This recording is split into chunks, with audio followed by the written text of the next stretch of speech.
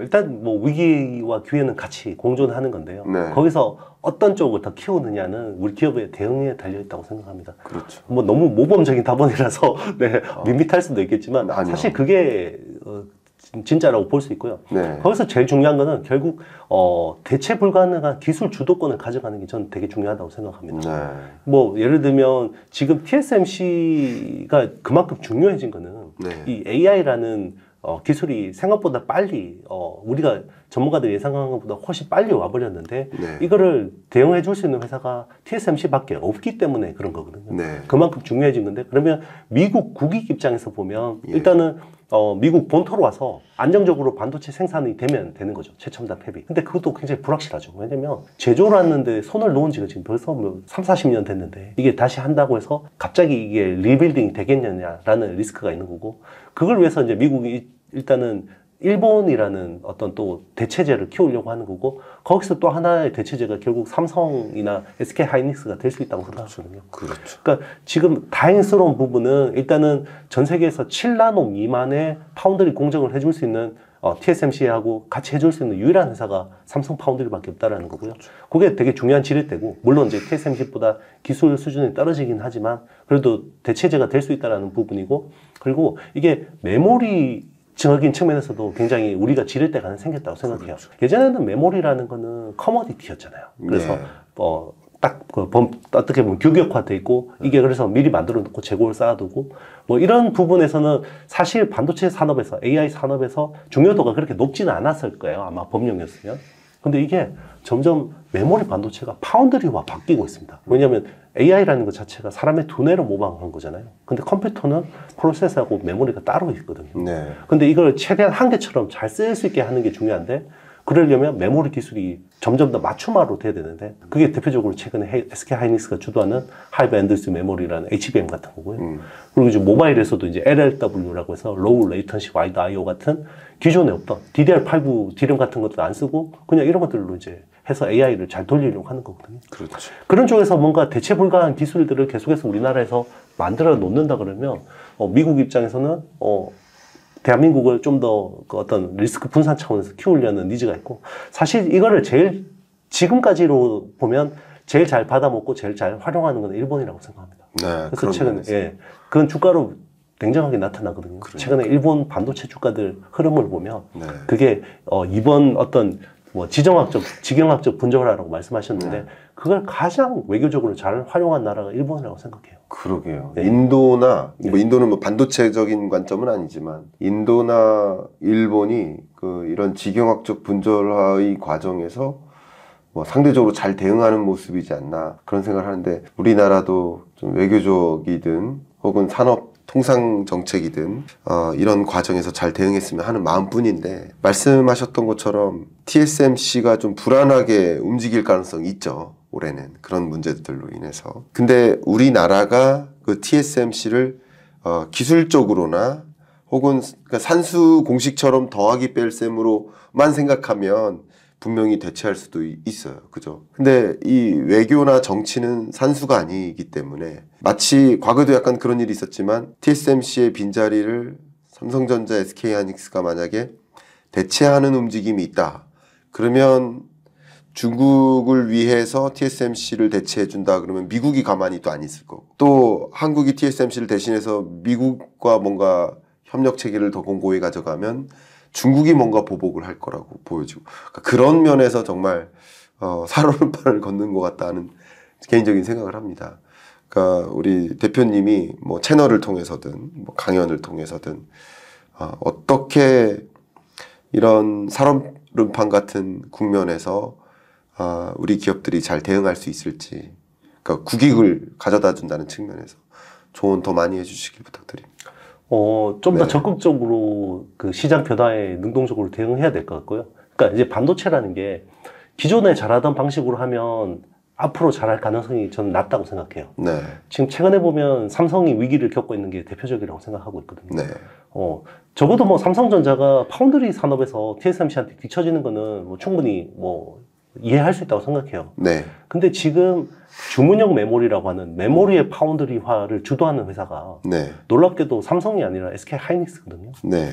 그러면 이게 왜 그러냐? 그는 결국 그동안에 어떻게 보면 성공에 취했다고 저는 생각을 하거든요. 시장이 어떤 전방 시장이 바뀌고 있는데 여기에 굉장히 능동적으로 대응하지 못하고 수동적으로 대응을 했다고 생각해요. 네. 그게 결국 HBM이라는 시장을 왜 뺏겼냐? 결국 2019년에 HBM 팀을 해체했었거든요. 그때는 삼성이 한창 그 데이터 센터 가지고 슈퍼 사이클 이후 잘 나갈 때이기 때문에 네. 이런 쪽이 별거 아닌 것처럼 생각을 한 거죠. 시장 대응을 한 거죠. 그리고 고객사들이 뭔가 찾아오면 이거에 대해서 이야기를 들어보고 우리가 여기서 뭔가 어떻게 대응해서 협력할 생각은 안 하고 그냥 우리가 시키는 대로 하면 좋은 거 줄게.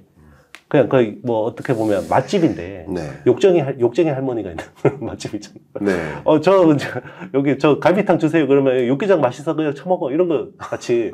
근데 이제 SK 하이닉스는 맛은 조금 기술은 조금 떨어지는데 그래도 고객들이 오면 이야기를 좀 더 들어보려고 하고. 네네. 그래 뭐가 필요한데요? 그럼 우리가 여기 좀 더 신경 써서 해보겠습니다. 그게 결국은 본질적인 거거든요. 업의 본질이 결국은 서비스라고 생각합니다. 네. 파운드리라는 거는. 예. 근데 그런 것들이 삼성이 굉장히 어떤 조직 문화 자체가 예. 뭐 1등 DNA를 강조하고 뭐 초격차를 강조하고 그런 부분들이 어떻게 보면 범용 반도체 시대에서는 굉장히 좋은 어떤 모멘텀이 됐다고 생각하지만 지금처럼 AI 반도체라는 건 다 제각각이에요. 그죠? 다 품종 소량 생산. 네. 그리고 다 정말 뭐 까다로운 고객들의 요구에 맞춰줄 수 있는 그 서비스가 요구되는 시장인데 거기서는 삼성이 너무 대응을 못하고 있는 거죠. 저도 이제 거시경제를 주로 보고 있기 때문에 근데 거시경제에서 우리나라 입장에서는 특히 반도체가 차지하는 비중이 너무나 높기 때문에 그 비중 자체가 이 반도체 산업을 또 좀 더 적극적으로 들여다보지 않을 수가 없는 입장인 것 같아요. 저도 최근에도 좀 분석하고 칼럼을 한번 썼었는데 매경에 칼럼이 하나 올라갔는데 되게 재밌는 그 하나의 현상을 가지고 인트로로 시작을 했어요. 그게 뭐냐면요. 2023년 지난해 기준으로 매출액을 보면 인텔이 엔비디아나 AMD보다 높은데 반도체 전체 매출액으로. 근데 시가총액 면에서는 뭐 인텔은 비교도 안 되게 한 60몇 위 이렇게 되잖아요. 근데 엔비디아는 한 6위 정도 되고 AMD는 제 정확한 기억은 뭐 아마 10몇 위였던 것 같은데 13위 뭐 이 정도. 재밌는 거죠. 매출액 기준으로는 인텔이 더 높은데 근데 시가총액 기준으로는 인텔이 더 훨씬 낮아요. AMD보다도 낮아요. 자, 이런 현상을 놓고 봤을 때 역시 여기의 차이는 뭘까? 반도체가 아니라 AI 반도체다 라고 저도 방향성을 좀 잡았거든요. 그러니까 이제 반도체가 아니라 AI 반도체다. 그리고 실제 이 데이터 센터 매출 같은 걸 보면 데이터 센터 매출이 이제 AI 반도체의 경향이 강한 거니까 실제 인텔은 데이터 센터 매출은 오히려 급감했고 엔비디아나 AMD는 급격히 증가했고 그런 모습들이 현재의 반도체 산업에서 쉐어를 얼마나 차지하나가 중요한 게 아니라 미래 유망한 반도체 섹터는 누굴까를 그림 그리면서 그게 주가에 반영된 모습이지 않나 저는 이렇게 좀 재밌게 보았거든요. 그런 현상을. 그러면서 정말 AI 반도체다 이런 생각을 저는 하고 있습니다. 조금 재밌는 최근의 현상이 또 한 가지가 이 빅테크 기업들이 반도체를 내가 해먹겠다 하는 움직임. 그러니까 반도체의 내재화죠. 특히 AI 반도체는 내가 하겠다 하는 움직임이 막 일지 않습니까? 가장 대표적인 게 오픈 AI이고 그 밖에 뭐 구글, 테슬라, 메타 이런 기업들이 소위 말하는 플랫폼 기업이고 소프트웨어 기업인데 이제 아마존도 마찬가지 이제 AI 반도체만큼은 스스로 생산하겠다 하는 움직임을 가져가고 있잖아요. 이런 움직임 어떻게 좀 심상치 않게 보고 계실 것 같은데 어떻게 보고 계십니까?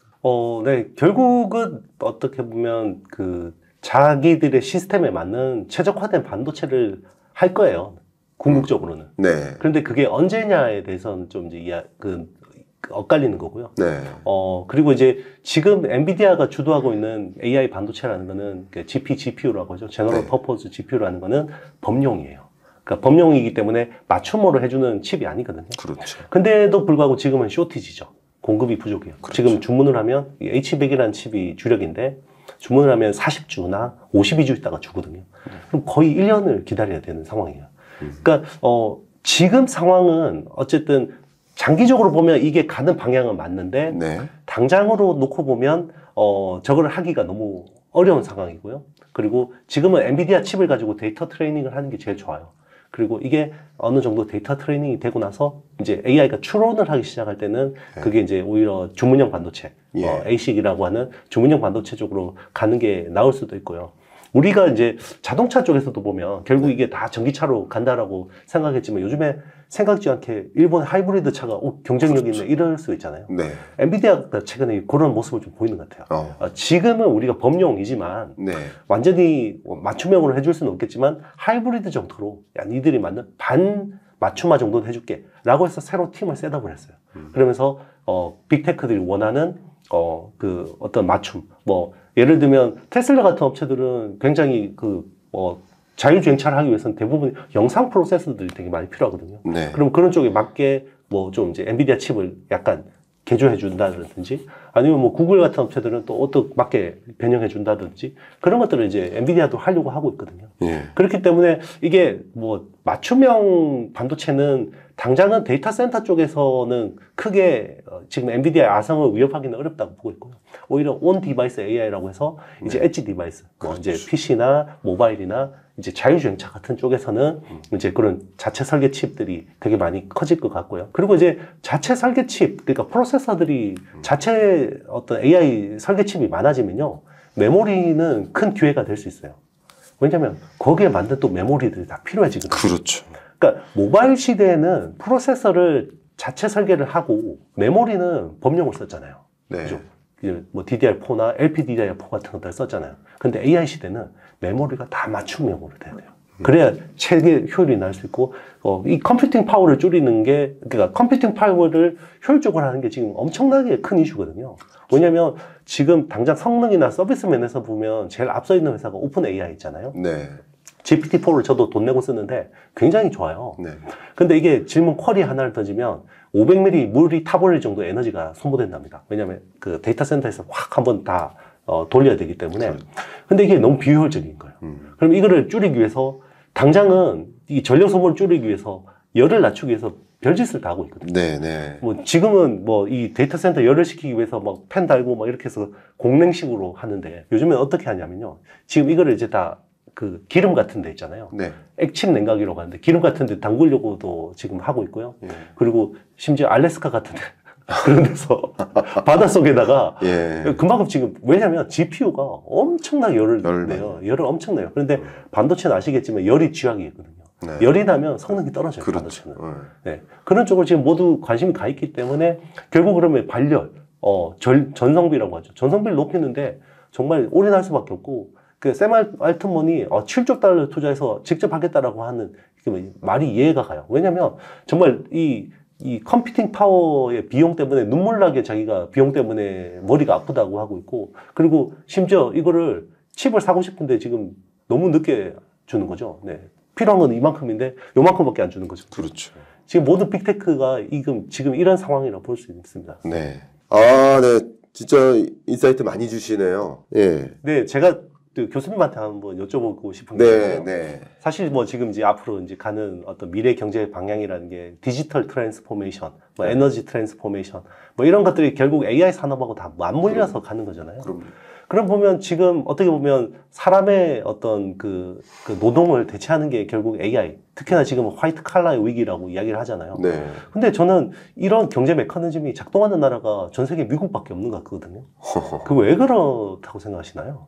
그러니까 AI 중심으로 네네. 경제가 그러니까 사람을 잘라도 경제 성장을 하는 이런 네. 기현상이 미국에서만 벌어지고 있잖아요. 네. 근데 우리나라 같은 데서 만약에 노동 시간을 줄이고 사람 자른다고 해서 이 AI를 대체한다고 해서 당장 경제 성장이 일어나고 이러진 않을 거잖아요. 네. 어떤 부분에서 이제 그런 것들이 나타난다고 생각하나요? 저는 개인적으로 이건 좀 개인적인 생각인데 네네. 저도 이 디지털 트랜스포메이션 쪽으로 정말 스터디를 오래 했었거든요. 네네. 근데 많은 분들이 이렇게 생각하시는 게 그럼 AI가 등장하면 일자리가 줄 것이다. 사람의 일자리를 뺏을 것이다. 이렇게 생각을 하시는데 저는 그렇게 생각하지 않습니다. 일자리가 더 늘어날 것이다라고 보고 있습니다. 어쩌면 특이한 뷰예요. 제가 갖고 있는 생각이. 예를 들면 1차 산업혁명 때 증기에 의한 산업혁명이 일어나죠. 그럼 증기기관차가 사람의 일을, 말의 일을, 소의 일을 대신해 주기 시작했어요. 그러면 일자리가 줄어들었을까? 아니다. 증기기관이 구동될 수 있도록 하는 산업에서 정말 더 많은 고부가치 일자리를 창출하게 되는 것이다. 이제 뭐 증기혁명 말고요. 예를 들어서 전기혁명으로 갈까요? 전기가 발달했고 산업혁명이 일어났고 그러면 정말 이 전기가 사람의 일을 다 대신해 줄 것이다 라고 생각을 했었거든요. 근데 전기와 관련된 산업이 형성되고 그 산업을 중심으로 정말 많은 일자리가 생겨난다. PC혁명이 일어났죠. 3차 산업혁명이죠. 역시 뭐 이 PC가 사람의 일을 정말 다 대신해 줄 것이다. 그렇지만 PC 관련, 인터넷 관련 산업이 엄청나게 생겨났지 않습니까? 없던 산업이 생겨나잖아요. 역시 4차 산업혁명의 범주로서 이 AI를 논하는데 AI 기반의 데이터 기반의 산업혁명이 일어나서 이 AI가 사람의 일을 대신할 것이다. 일자리가 없어질 것이다. 이렇게 생각하지만 AI를 중심으로 한 산업이 형성된다는 거죠. 없던 산업이 생겨난다는 거죠. 지금 탑10 기업들 대부분이 없던 기업들 아닙니까? 그냥 이 세상에 존재하지 않던 서비스 아닙니까? 플랫폼이라는 것조차도, 인터넷조차도, 통신 그조차도. 그러니까 그런 거죠. 저는 그래서 이 일자리의 규모, 고용의 규모가 줄어든다고 보지 않고요. 고용 구조가 바뀐다 이렇게 보고 있습니다. 특히 이 테크놀로지 이노베이션을 리드하는 영역의 일자리가 늘어나고 다만 이게 대신하면서 오퍼레이셔널한 일자리라고 보통 표현하거든요. 운영 일자리를 대체하는 거죠. 예를 들면 뭐 안타까운 현상일 수도 있고 누구에게는 고속도로 인터체인지에 들어가요. 그러면 요금수 신원이 줄죠. 계속 줄죠. 하이패스가 대체하니까. 그럼 그것을 보면 일자리가 대체되는 것 같지만 하이패스 산업이 형성되고 하이패스가 고도화되고 인프라를 확대하고 수출을 일어나고 하이패스 금융산업이 또 붙고 하는 과정에서 더 많은 일자리가 생겨난다는 거죠. 그래서 일자리가 줄어든다, 규모가 줄어든다고 보는 게 아니라 일자리의 구조가 이 테크 이노베이션을 리드하는 섹터에서의 일자리는 더 늘어나고 오퍼레이셔널한 일자리는 줄어들기 때문에 그래서 산업지형을 들여다보고 미래의 유망한 섹터는 무엇이고 나는 어떤 역량을 갖출 것이고 그래서 나는 미래에 어떤 키맨이 될 것인가를 고민해야 되는 거지. AI가 일자리를 다 뺏을 거야. 그래서 일할 곳이 없어질 거야. 이렇게 생각하는 것은 저는 좀 과하다. 저는 그렇게 보는 겁니다. 제가 틀린 생각. 그런 면에서 그 미국은 AI를 중심으로 한 산업 섹터가 급격히 증가하면서 그래서 고용도 굉장히 탄탄하잖아요. 그러니까 지금 24년 계속 실업률이 낮은 이 3.7% 수준을 유지하게 되는 그 배경 중에 하나가 또 AI 드리븐이라고 저는 보고 있는 거죠. 네. 네. 어떻게 답변이 됐습니까? 예, 뭐, 저도 충분히 동의하는 편이고요. 예. 일단은 뭐, 기존에 어떤 자동화되는 부분으로 인해서 또 새로운 일자리가 생기는 건 맞는데, 결국 이게 사회적인 문제가 되는 거는 결국 시차의 문제잖아요. 그렇죠. 일자리가 없어지는 속도하고 새로 생겨나는 속도가 이렇게 딱, 이렇게, 골든 크로스가 일어나면 좋은데, 그게 안 되고 항상 이게 없어지는 게 먼저 일어나고, 이제 한참 뒤에 이렇게 또 이제 새로운 일자리가 생겨나고, 또 한 부분은 또 걱정되는 것들이 새로 생겨나는 일자리들이 없어지는 일자리는 우리나라에서 없어지는데, 생겨나는 일자리가 미국에서 생겨난다 그러면 의미가 없는 거잖아요. 좋은 말씀이죠. 그러니까 그 의미가 없다는 게 아니라 그런 지형 변화를 들여다보고 대응을 해야 된다는 거죠. 네네, 맞습니다. 저는 그런 생각입니다. 그 대응은 개인적 차원의 대응도 필요해요. 내 일자리가 없어지겠네가 아니라 내가 어떤 종류의 역량을 갖추고 어떤 미래 산업의 유망한 인재가 돼야 될까를 고민해야 된다는 거죠. 왜냐하면 지형은 계속 바뀌니까. 네네. 너무 좋은 포인트 지적해 주신 것 같아요. 네. 지형이 바뀐다. 그리고 그 일자리가 미국에서만 생겨나고 우리는 일자리를 계속 뺏긴. 그것도 너무 중요한 포인트인 것 같아요. 그런 부분을 더 우리 사회가 고민해야 되는 게 아닌가. 그러니까 결국 미래 유망 산업을 우리가 가져와야 된다는 거죠. 그렇죠. 그런 관점에서. 바람이 불면 나무가 흔들리죠. 근데 나무가 흔들린다고 다 쓰러지는 건 아닙니다. 얼마나 뿌리가 땅속으로 깊이 탄탄하게 자리하고 있는지 여부가 그것을 결정짓지 않을까 생각합니다. 세계 경제가 흔들리고 있습니다. 근데 여러분들은 흔들리지 않으실 수 있습니다. 여러분이 흔들리지 않도록 제가 특별히 준비한 이 리포트를 읽고 또 세미나를 시청할 수 있는 이 과정을 통해서 여러분이 목표하는 곳까지 길 잃지 않고 잘 찾아가실 수 있도록 나침판처럼 작용되기를 좀 바라는 마음으로 준비를 했습니다. 관심 있게 확인해 봐 주시면 좋겠습니다. 고정 댓글로 해당 내용 남겨드리겠습니다.